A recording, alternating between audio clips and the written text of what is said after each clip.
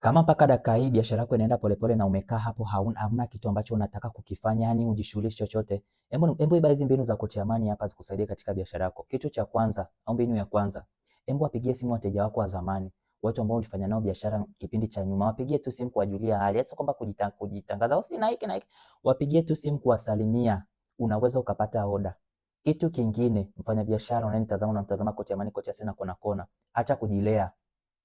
Acha kujilea. Yaani kila kitu kiambiwa unasema siwezi. Siwezi. Unaambiwa rekodi video, post utangaze biashara yako, unasema siwezi. Huwezi nini biashara yako? Huwezi nini? Mbona kurekodi nyimbo za challenge za wasanii unaweza kurekodi na unacheza kabisa na unatikisa kichwa kwenye Snapchat au TikTok unaposti. Huwezi nini kwenye biashara yako? Huwezi nini? Mbinu ya tatu au kitu cha tatu ambacho utakuwa kukifanya ili kama biashara yako inaenda polepole, anza kurusha matangazo ya sponsored. Matangazo ya sponsored ni kwamba unailipa mtandao husika, labda ni Instagram, Facebook, au ionyeshe post yako kwa watu wengine ili wakutafuta wanunue kile kitu ambacho unakiuza, ambacho ni kwenye biashara yako.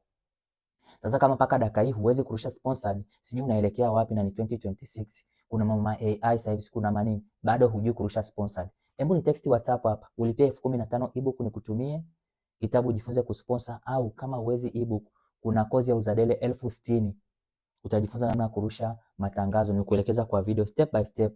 Yes, hebu nicheki WhatsApp, Coach Amani, Coach Asena kona kona.